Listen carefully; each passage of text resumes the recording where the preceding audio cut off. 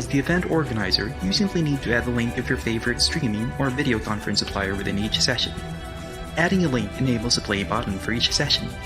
Interaction amongst online attendees is also possible since the Eventscase platform supports Q&A, chat, and surveys in real time. Albeit from a distance, networking is still fully supported within Eventscase through the new video link function in our one-to-one meeting scheduler, as well as through private messages, news feeds, and forums. Eventscase is an easy-to-use, global, modular, multi-language, and secure event management software. Discover all of our products at www.eventscase.com.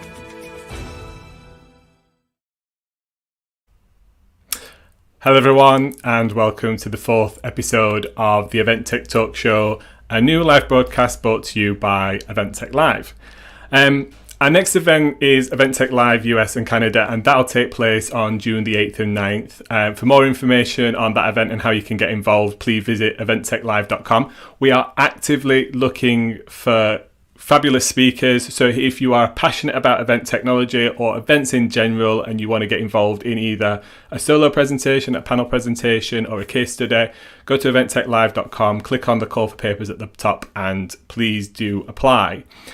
Now, if you missed last week's episode, which was episode 3, where I interviewed Marco Ghiberti and Denzel Rankin, we looked at the launch of their new book, Reinventing Live, and you can actually now watch that podcast back on YouTube or actually listen to the audio version on all of the major podcasting networks, including Apple, Spotify, and Google Podcasts. And we've made it really simple. You can actually just type in Event Tech Talks with a plural, that's talks.com, and that'll take you right back to the archive so you can look at all the past episodes.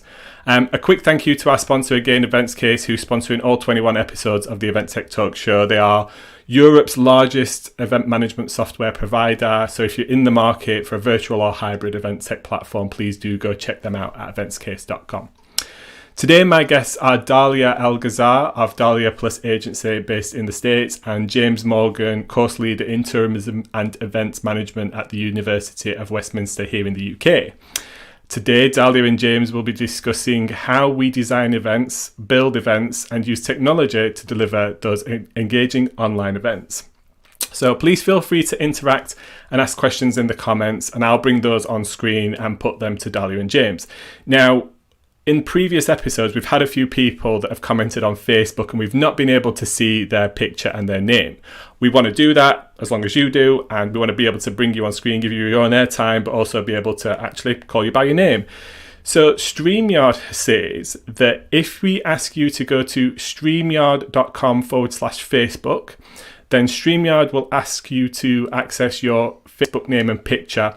Once you've accepted, then your name and picture will come in as part of your comments and for any future episodes that you want to kind of get involved. So do ask questions. If we don't get a chance to answer some of your questions, we'll try to follow up on Twitter using the hashtag EventTechTalks. So James, Dalia, welcome to the Event Tech Talk Show.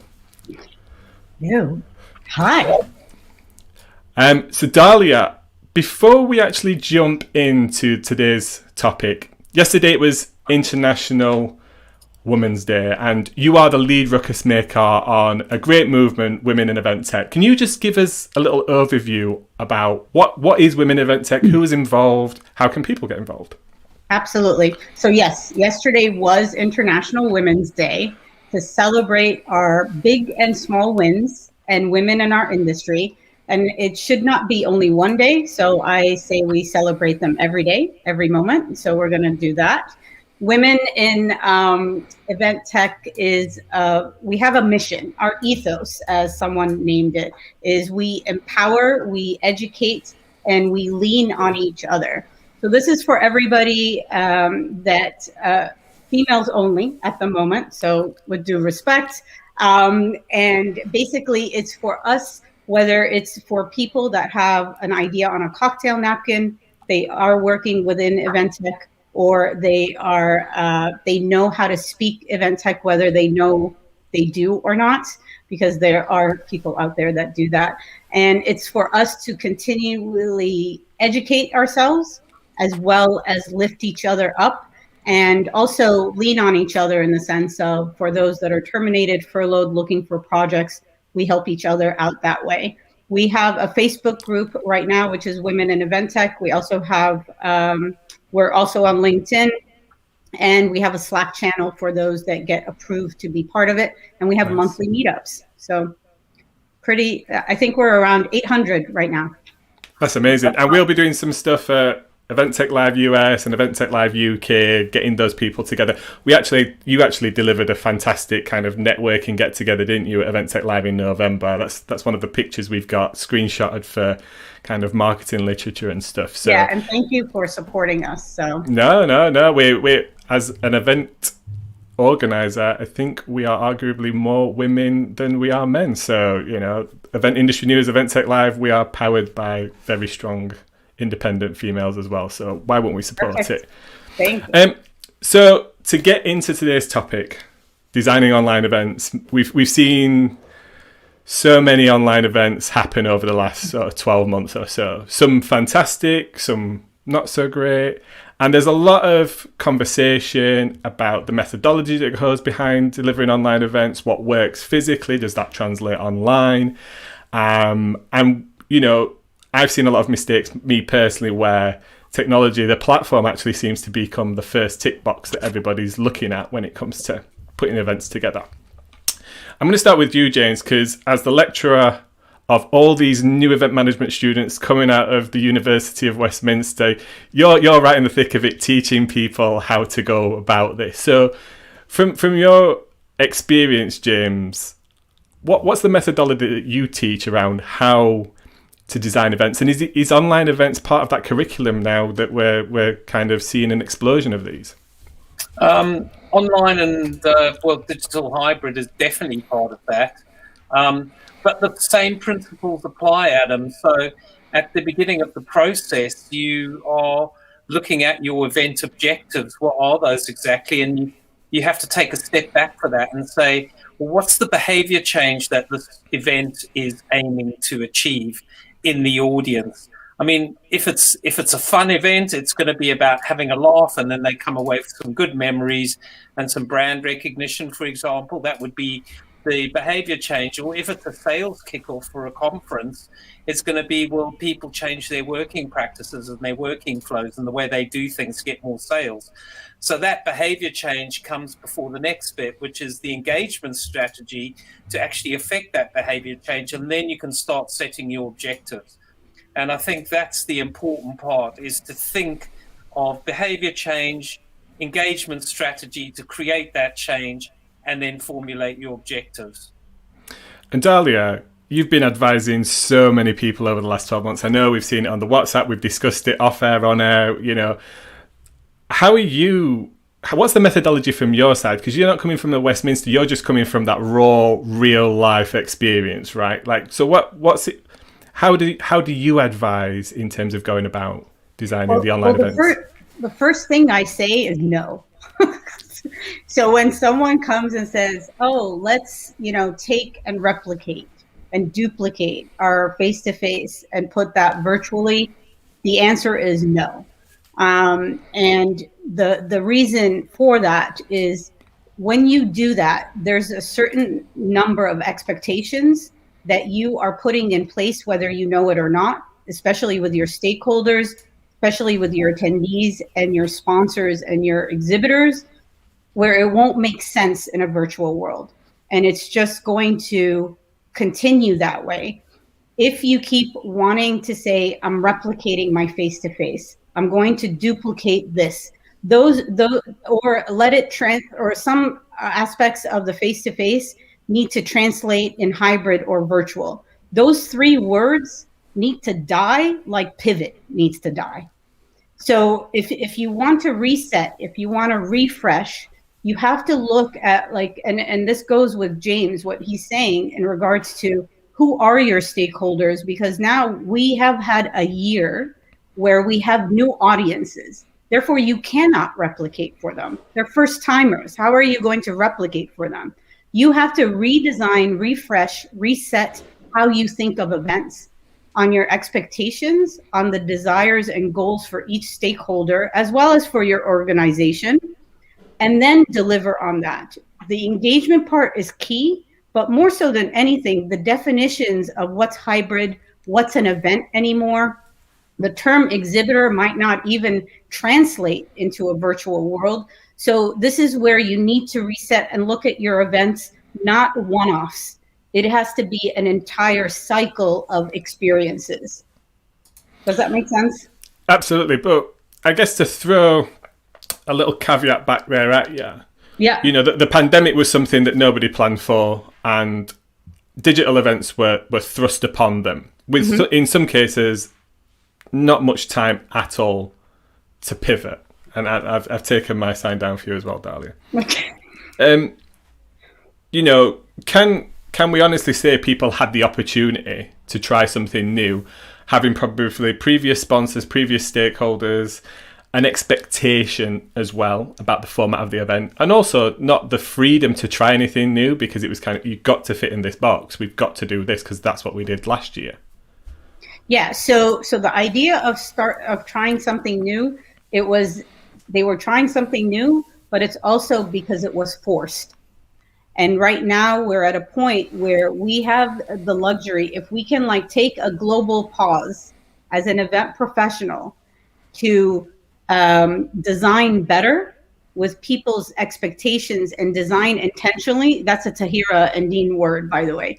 Intentionally design your events, then you won't be trying to, it's not the hamster wheel anymore. You're actually putting thought in it and not designing within the boundaries of a tech platform as we were trying to do with clients in 2020. Now we need to be a little bit more strategic and about the engagement part, about the content and the delivery and the experiences, rather just than let's duplicate a face-to-face.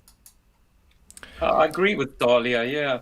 I think duplicating can be very, very difficult from the point of view of boring people to death, because when you're in a room with live people, you have that serendipity going on. You have that emotional triggering from people saying hello to each other. You can't replicate that online. So, you know, people have been organizing. I saw a Facebook post the other day saying we're organizing our 4-day event online. Can I have some ideas to do that? And my reaction was, well, don't do 4 days online, because people to sit there for 7 hours over, 28 hours over 4 days, just too much. Nobody wants to do that. You just can't replicate it. Do you think then we'll see people designing events that are actually sessions broken down over much longer periods of time, giving people the almost episodic, like the Event Tech Talk Show, right? Is this now an event because it's, you know, regular, it comes up, people might, hopefully then 10 people watching us have got it in their diaries. You know, is arguably that an event, or is that something totally different? Because people would argue that this is a broadcast, this is media, this is not necessarily an event. But I guess what you're saying there, James, is that you don't necessarily have to cram things into 4 days. That doesn't have to be your event design, right? No, and I think you're right, Adam. It needs to be more episodic, especially when you've got a lot of content to get through. And, you know, in terms of, say, internal, I'll go back to the sales kickoff idea, you could do that for an hour a day for breakfast over the space of a week and give them like a half day's experience kind of thing. So we are entering the realms of broadcast, but we're entering the realms of participative broadcast. So people can actually engage with each other. For example, on this platform, we've just got some very basic engagement kind of tools in terms of, you know, the comments being made and the questions. But you can have something a lot more bells and whistles to that, but it's still a broadcast. And I think if you go back to the broadcast industry and you look at something like America's Got Talent or Britain's Got Talent, the participation really is the hashtag. That's the intermediation device that brings the audience at home together to the people in the studio and the broadcaster themselves, and then the social feeds that follow that. So we're using a very, very similar kind of arrangement for these online events. So you can say that we are really becoming, in a way, broadcasters. Do you think the same, Dahlia, or have you got some different opinions on that? Absolutely. I think the same. So here's the thing. Everybody's talking about Zoom fatigue. Not Zoom fatigue. It's being bored to death from your talking heads and you guys know this. It's not about like being on screen on Zoom. It's about the content. It's about the delivery, and it's about an engagement plan. So are you playing Candy Crush on the side? You have did you just register yourself for 3 different events and have different screens up and you're hearing it in the background and saying, yeah, I'm there, take a selfie with another Zoom screen with everybody tiled on it? That is not it. The part about it is, Adam, to your point, this is an event and it is going to get on people's calendars. It's going to be consistent because it has a goal. The mission has to be stated. The stakeholders have to be identified. This is going to be for event organizers that want to reset what they're doing, right? This is not for exhibitors. For exhibitors and for people that want B2B leads, this is not the event for them. So, for example, pretend CES had one part about content virtually for the 150,000 people. But what if they had their exhibitors having storefronts open 365?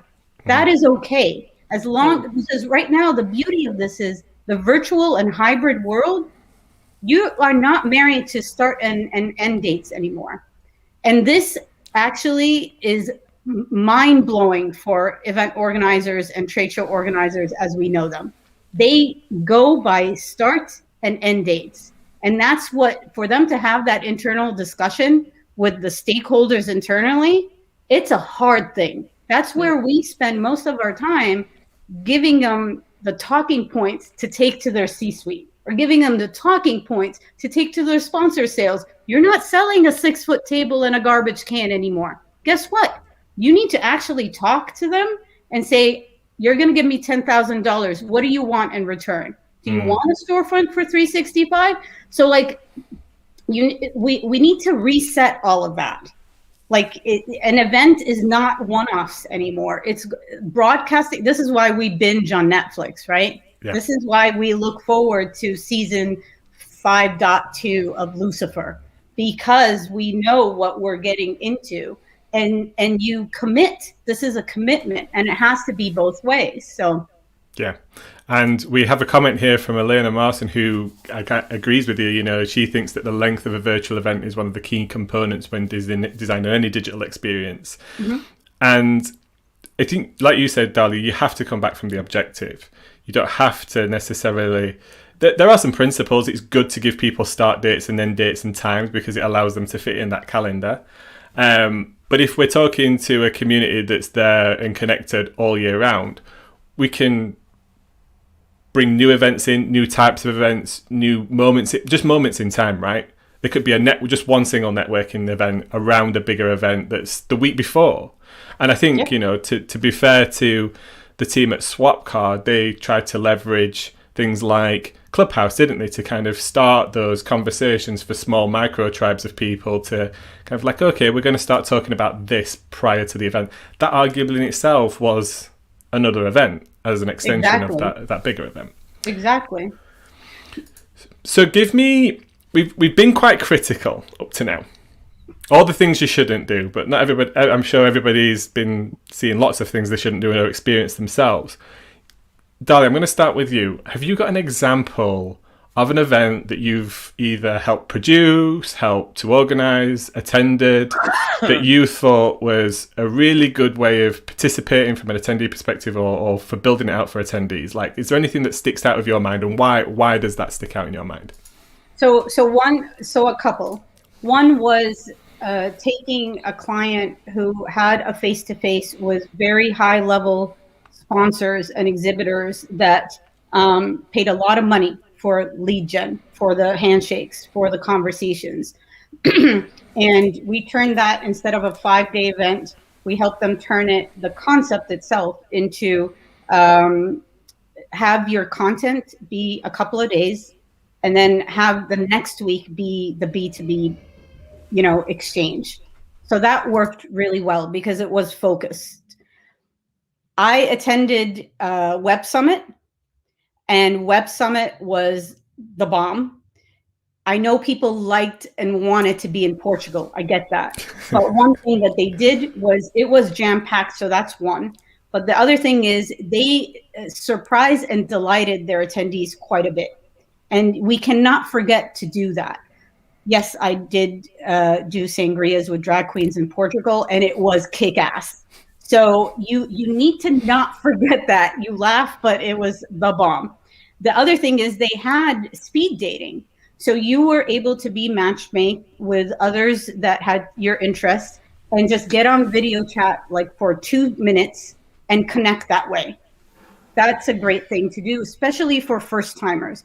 Everybody has to understand the surge of registration that happened last year, where they were like worried about registration. You have to figure out what you're going to do with that new audience, because they do not have the luxury of knowing an Adam and a James and the hugs in the corridors of the aisles of, IMAX and so forth. So that is something to take in consideration. So the surprise and delight, the matchmaking, the networking. Then Adweek 2020 did a fantastic thing where they took all the content that they had and created TV channels by category of content and put it on TV, put it on the Roku, right, where people were able to just do it from their couch. They were couch surfing, but they were consuming content. And that is one thing that people need to take a look at. If you were not designing or creating content before for your events for different audiences, that is your linchpin right there. That is what's going to get people coming over and over to your different events, to this episodes, for example, to your ETL, for example. So those three things, those three examples. Great examples. I've been to Web Summit myself, and funnily enough, my first experience, I flew out there just, it was tech. I saw the odd company that was event related, and they were quite early leaders with the event app and the matchmaking on the event app. It was basic, but it did the job. And that allowed me to connect up with, I think, like 12 or 13 different people that were related to the events industry, took them onto WhatsApp, and then, this was when it was back in Dublin, and all of a sudden you're in the middle of Dublin having Guinness and having a crack. So Web Summit have done some great things. And I think, what I've taken away from what you said there is just breaking up those elements and focusing them on each individual element rather than trying to shoehorn them all into one experience. Do you guys think that's one of the biggest mistakes we've seen is people trying to do too much in one go? Yeah. And I think Dahlia's point about sort of splitting out those micro experiences that make people, it's like going into a sweet shop and say a bit of that, and a bit of that at this particular moment in time is really key, because that experience scape that you're trying to design has got to appeal to the five senses. So what we can do is we can use the sight and sound in terms of the content delivery and people using their phone maybe or a second screen to add the touch. We're seeing a lot of festivalization in our events. Female event planners just talked about they were all singing online in the end. Again, that's a festivalization aspect, or delivering Just Eat vouchers, or cocktail making and comedy and things like that. And I think that delivering those micro moments or micro experiences within that that bigger experience is key. So I like what Dahlia is saying.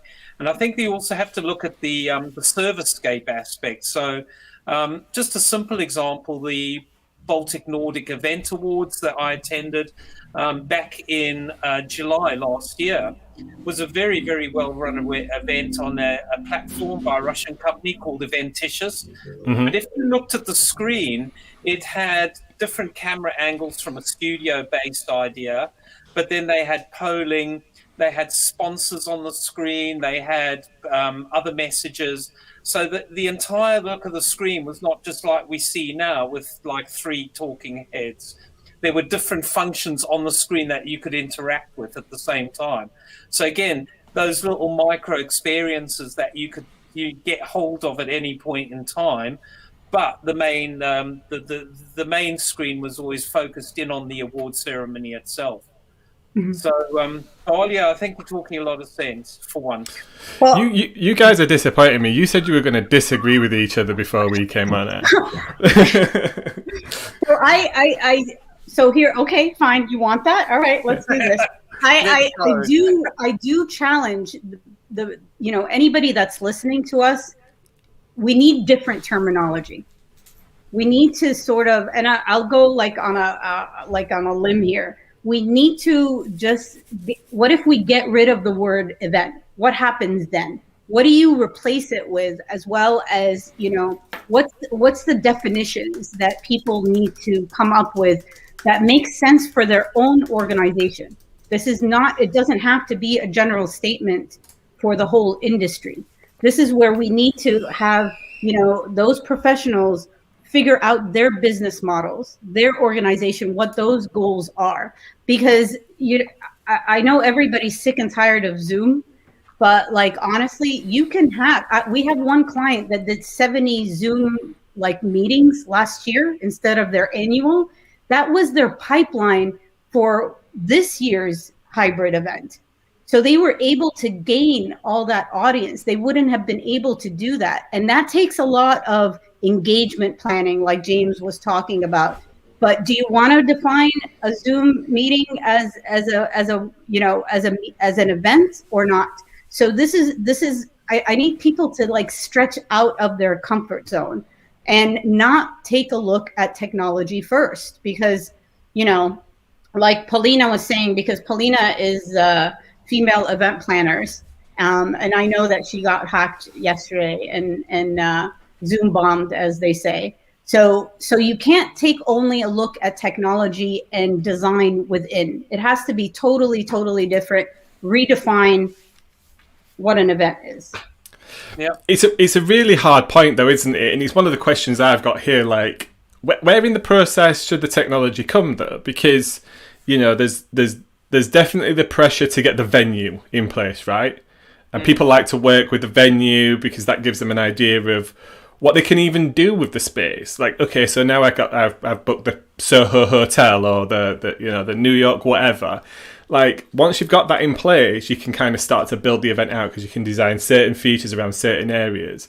But with technology, that seems to be, in some cases, the death strike. It's like you go down this route of like, well, this ticks all the boxes, it's got everything, and then we want to do this, and it doesn't quite fit the bill. Or it's a battle tank for a birthday party kind of scenario, and you've overspec'd it, overspent, it's overcomplicated, and you just Zoom. Is there anything wrong with Zoom? I don't think there's anything wrong with Zoom, personally. It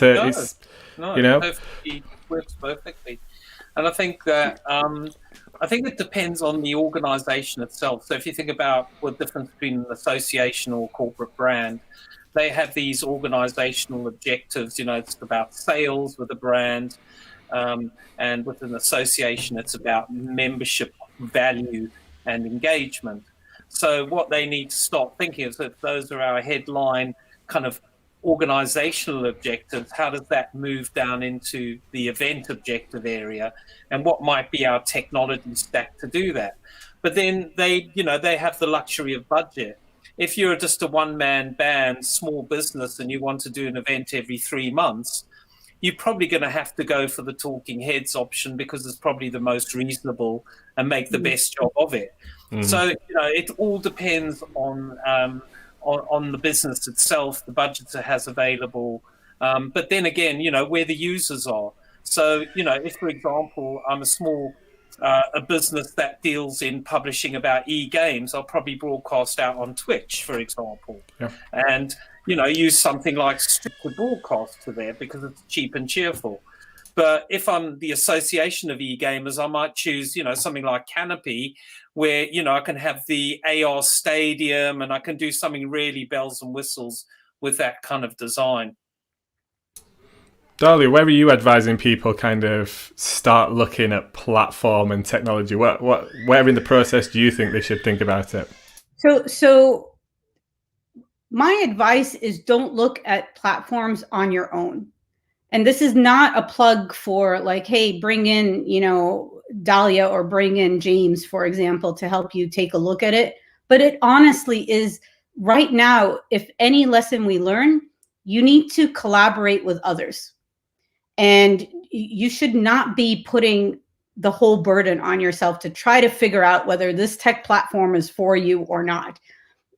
Devil's advocate, not every platform needs to serve every single event you put together. So like, if you have an annual, yeah, you might want to go big with a platform, etc., that, has the capabilities for showcase and da da da. If it's a sales, if it's a sales summit, why not do it like in a VR type of or 3D type of environment, like an Expo, for example, or one of those community type of things.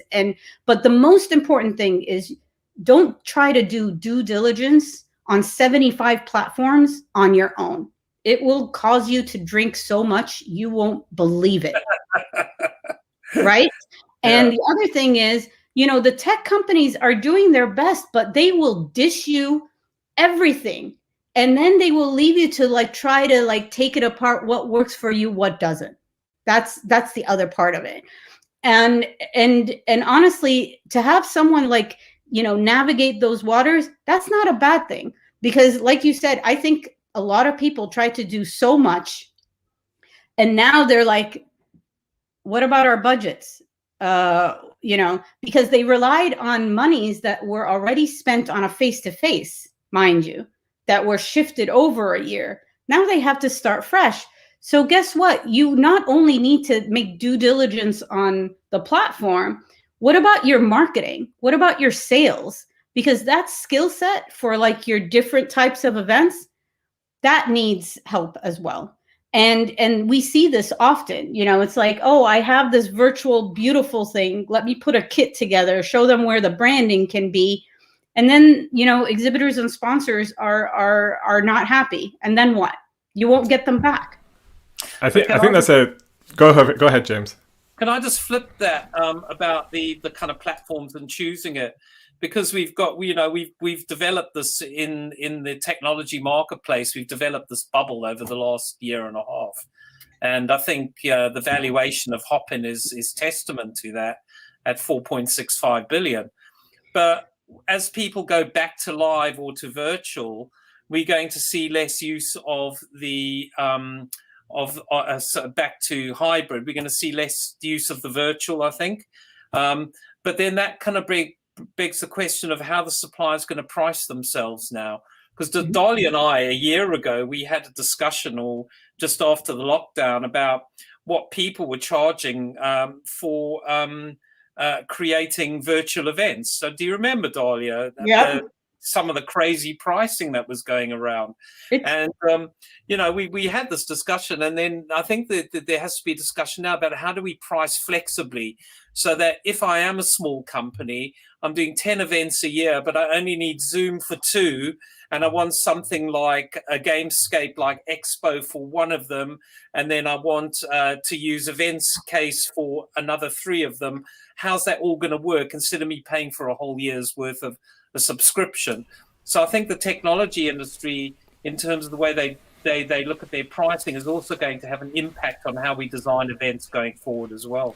Well, on that point, I think you both have points that are kind of connected there, and I've seen it a lot. Dahlia, you obviously do this as a professional service to organisers to weave them through the platforms, and to James's point, probably tell them what's a fair price, what's an overinflated price, what's bundled features that you don't necessarily need, or even more so things that are not part of the proposal from the supplier and need to be part of the proposal from the supplier. They're left on the table.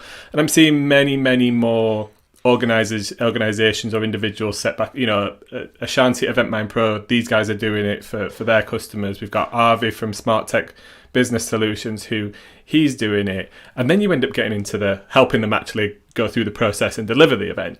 But I think it's really interesting what you said, James, because that's where some of the value comes from, working with individuals who know the landscape, because they can fast track you to the right solution and make sure you don't get burnt with price or walk away from the table without actually needing something that's not part of the packaging you should actually be paying for. So I think it's really interesting. But, pricing models and things like that, budget does come into it, right? When it comes to a choice of platform, maybe that's where some of the event design has to kind of maybe go a little by the wayside, because Event Tech Live, would we be able to afford the $500,000 3D, Unreal tournament event? It's up there, isn't it? It's more than some physical venue costs, and I think that's one of the challenges people have got of actually designing hybrid events as well, is going back to having a physical venue cost and also a digital venue cost now.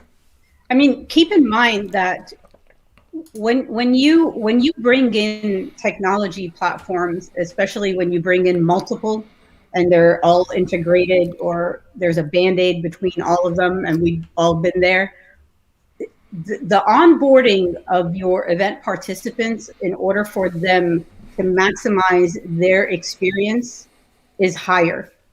And that is something that you would need to put budget towards, because you cannot just design this amazing gamescape and realize that your attendees don't know how to navigate it.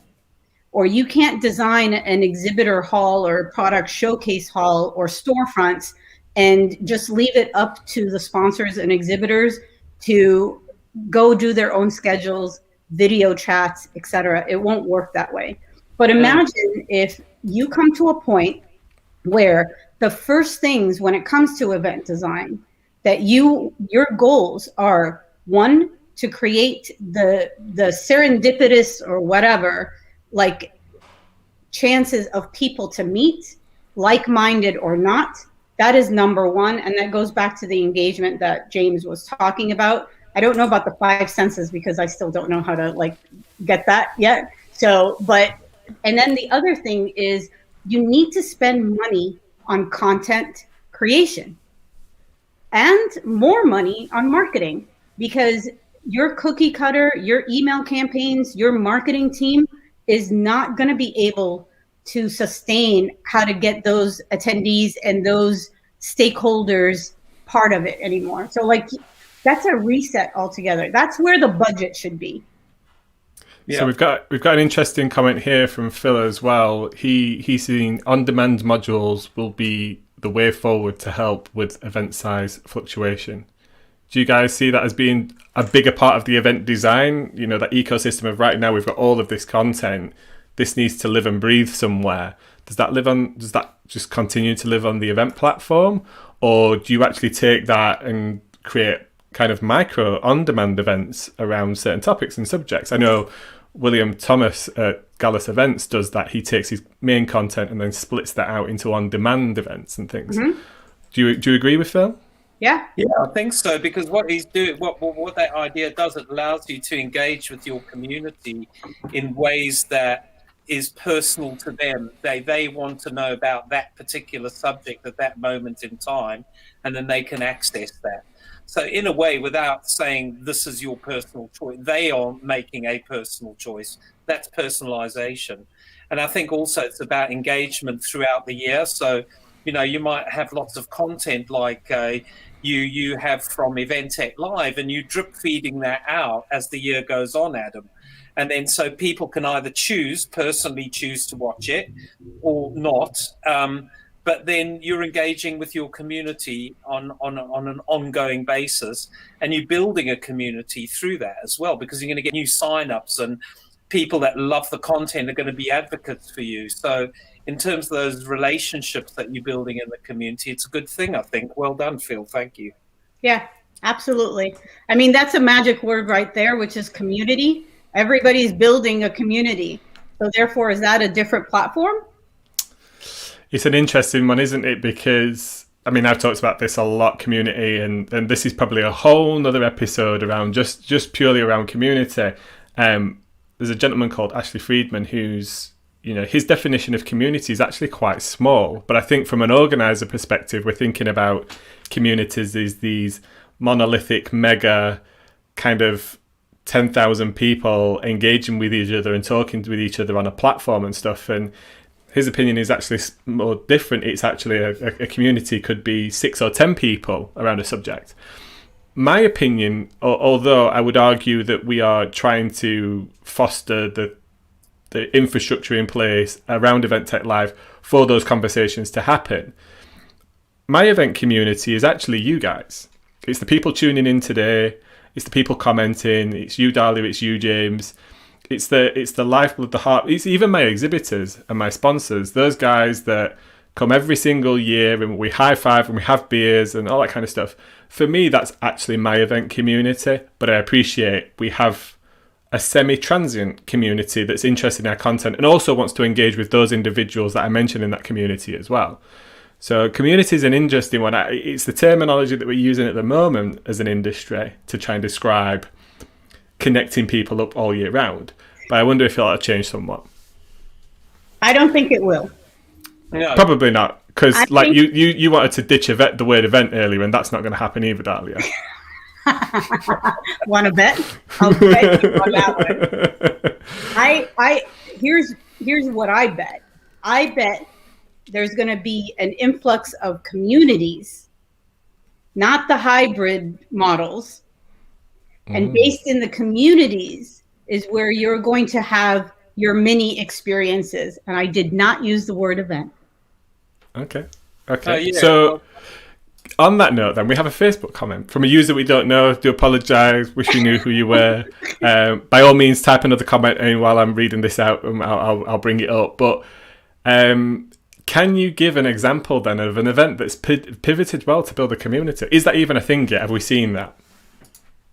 I personally can't do that because most of the events I've attended have been run before, so they already have a basic community around them. I don't know, Dahlia, have you got my... So in my opinion, the first one to do this, or the first type of persona that it would serve them well is... hi, Martin. Martin. Martin. The first persona that would benefit from this, if they think of it strategically, are associations. Because member dues, I'm sorry, are not going to be what they used to be. No.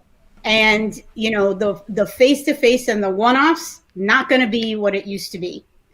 And if they are able to successfully create a community or communities, micro communities within that space, their own space, and really go to, everybody wants to belong for a reason, either for education, peer-to-peer, or just for sanity purposes.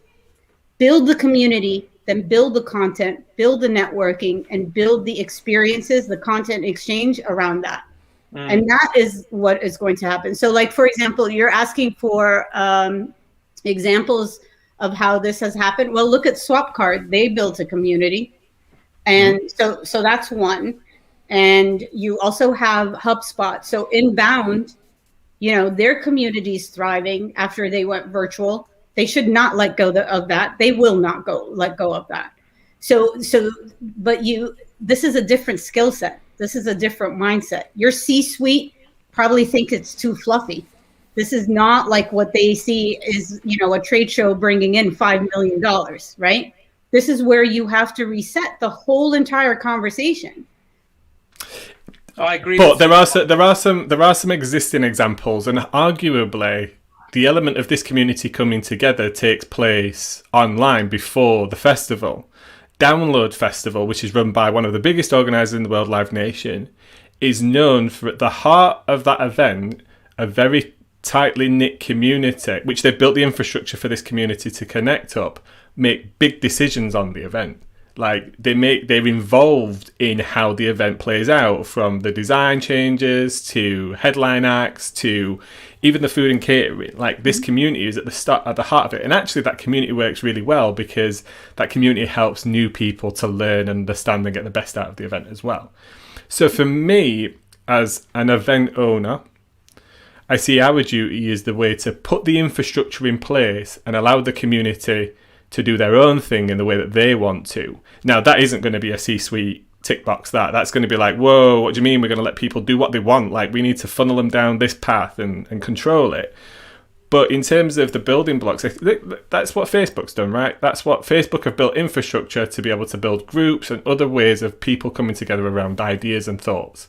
I think we kind of need to think about it that way from an event organizer's perspective. But you can rely on your brand ambassadors to navigate the behaviors that you want them to do and be the ones that lead micro communities or target audiences within your micro communities.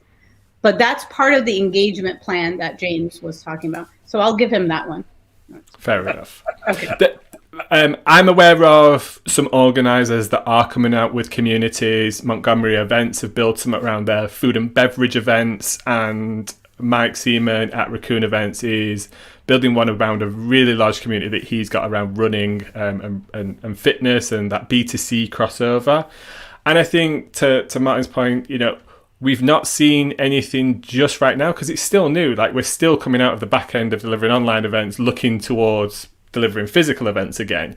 I think the community aspect will come out, and great examples will come out over the next, year or two, maybe a little bit longer while people figure it out. The ones that I would watch are the people that already have communities and come into the event space. They're the ones to watch. Because they're coming in from a different... They're not interested in events being the primary driver. They just want events to be the thing that bring people, their community together in moments in time. That's my opinion. Well, isn't that why Clubhouse is like super hot right now? Because it's like a community builder. Oh, I saw that one. I'm done with it already. but okay, so I'm done with it too. I mean, but the reality of it is it gave us a holy shit moment. Holy shit, oh my God, you can have conversations. What if those conversations, you're building new communities, therefore it's new audiences, therefore you can bring them in, to your events, etc., and prolong the marketing or prolong the engagement plan, right? Before, during, after. The after parties we have, etc. The linchpin here is you have brand ambassadors.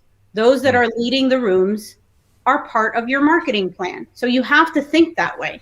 Like, you have to think a little bit different, but you cannot say, oh, I'm done with it. And then Adam will go, James, and say, hey, James, Dahlia, you go handle Clubhouse for me, I'll come back to it when it's cool again. The other thing about the online communities... Don't hold your breath.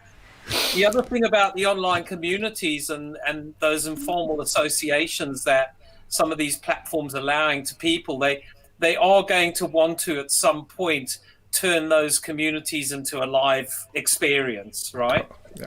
And they're going to have these parameters of what that live experience is.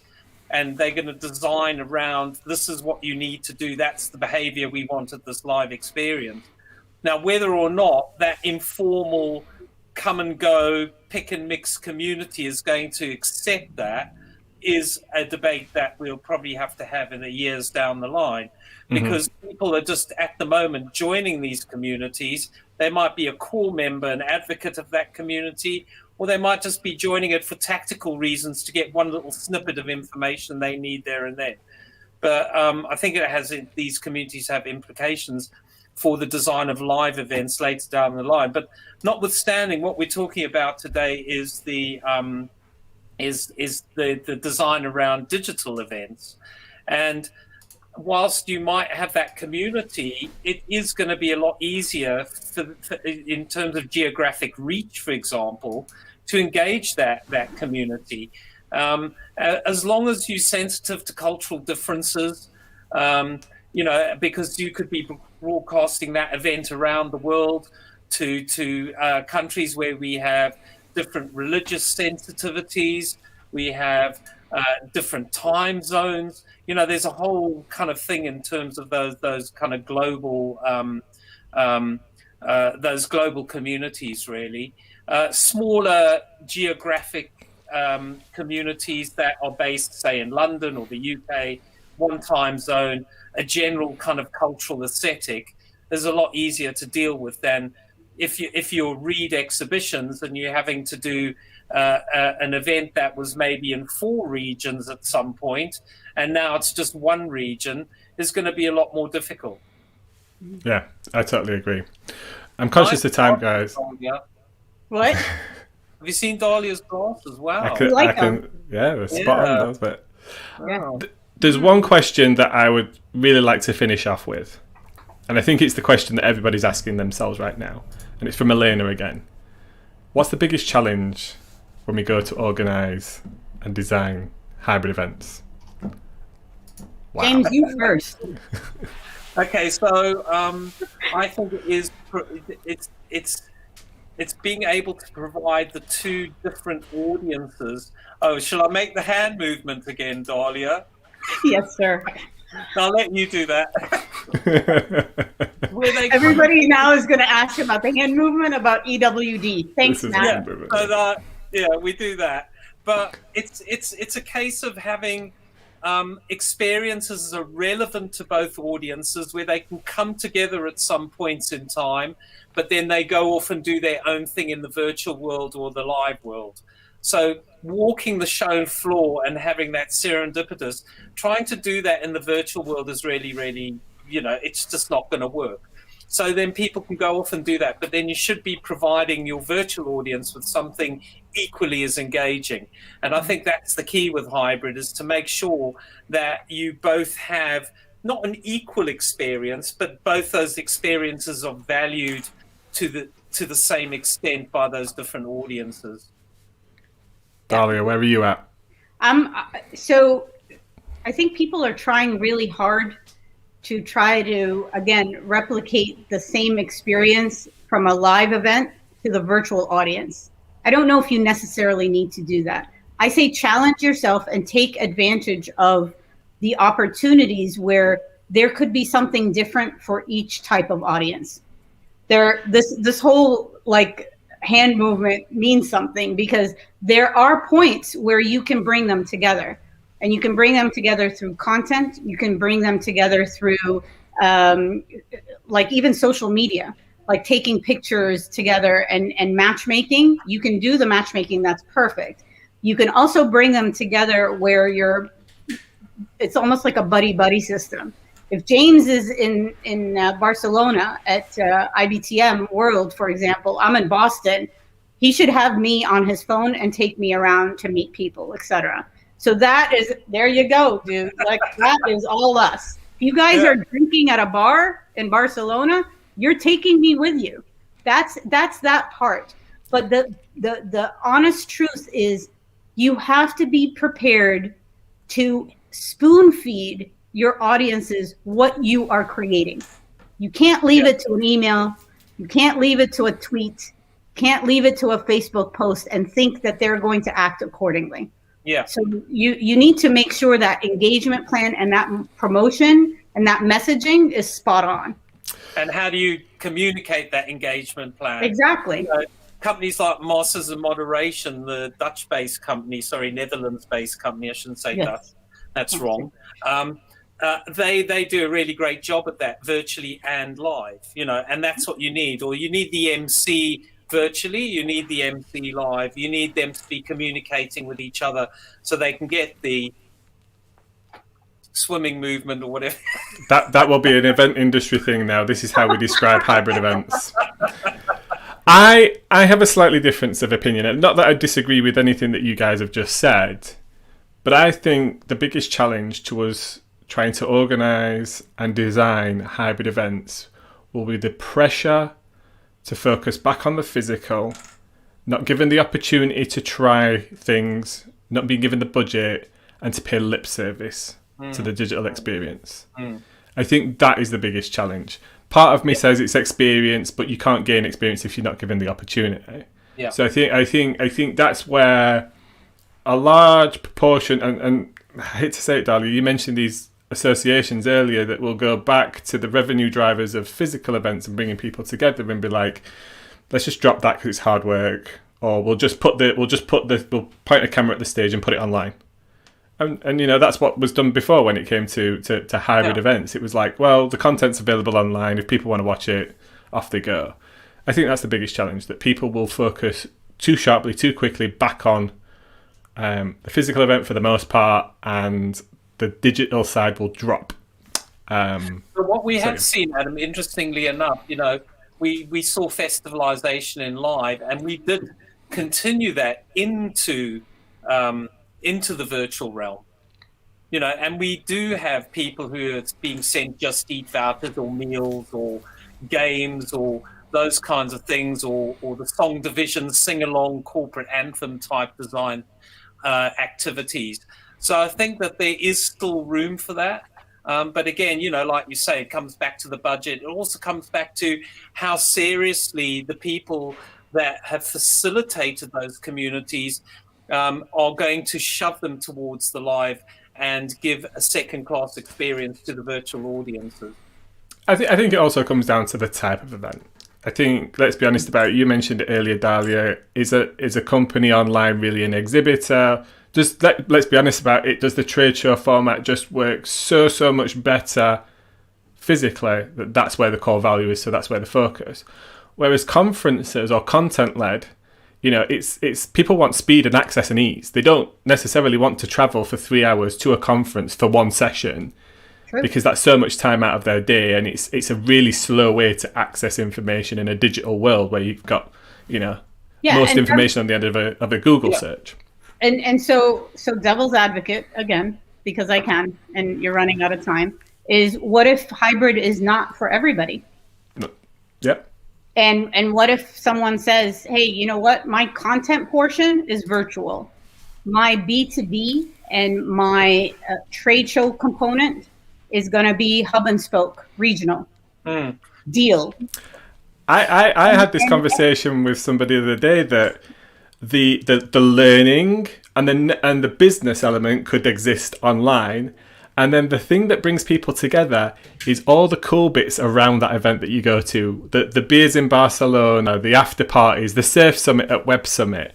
And actually that's where a lot of the quality time, the relationship building, the networking, the deals are struck actually in a lot of those environments, the big stuff. Yeah. That's actually, you could actually just separate all of that out and focus on that rather than kind of shoehorning it around the content, the education. And actually, for sanity purposes and for organizers not to be ugly crying in the bathroom and drinking themselves silly, that is an easier thing to do. Like, they won't have to do 3 different proposals or like 2 different proposals and then say, oh my God, look at the monies. Yeah, it's going to cost you a lot. But, it just comes back down to just going back to the census thing that Dahlia's not getting. And we'll go offline and talk about this. But, the thing is, you cannot replicate, if you think about business events. So we talk about a Fashion Week designer catwalk show. You cannot replicate that online. It has to be live. That ready-to-wear collection, you want to go and touch and feel it afterwards. The same with a motor show. You need to get in the vehicle. Just doing it on a pair of VR glasses and seeing the inside of the vehicle is not like smelling the leather. I differ. Vegan leather is available, Jim. Yeah, but that's what I think. You're absolutely right. It's it'd be like tuning into a remote birthday party, isn't it? It's just not going to be the same. No. But the question is, for those that can't attend, should that be a reason not to do that? Because we've got to think about accessibility and stuff. Different and offer something that's unique to the virtual value proposition that you're not going to get in the live event. I think there will be an audience that will grow up to say, virtually, I want that fashion show in my Oculus. Yeah. And I can even test out watches or look at a pair of shoes from my couch because they've been on their couch for 365 playing Animal Crossing on Nintendo Switch. And I know that for a reason. So. Well, on that bombshell. Of the Nintendo Switch in VR. Guys, it's been really good to have you both on. You've both got similar opinions, but you've both got conflicting ideas as well. Dahlia, I know you come at it from a much more emotional gut feel inside of things, and James, you're much more methodical and thought out. But before we go, James, you've got something coming up that I guess this community or the people watching should know about, right? Yeah, I'm hosting an event on the 7th of April on the Expo platform. It's actually a tribute to Julia Rutherford Silvers, who event designer, author, academic. She wrote one of the Bibles on events management called Professional Event Coordination. And we've got an amazing lineup of speakers talking about her 6 A's, which are anticipation, arrival, atmospherics, appetite, activities, and amenities. And in fact, Dahlia's speaking at that event on amenities. And that's on the 7th of April. So check out the social media channels. And it'd be great if you guys could join us. Where can people register, James, or check it out? They can register on, if you search LinkedIn for tribute to Julia Rutherford Silvers, you'll find the event on there. And love to have you all along. Awesome. Well, that's the end of episode 4 of the Event Tech Talk Show. Thank you to James and Dahlia for coming on. If you have any questions, at us and tweet at us on with the hashtag Event Tech Talks, and we'll come back to you. Thanks for everybody who's engaged with questions and comments today as well, and we'll see you in the next episode.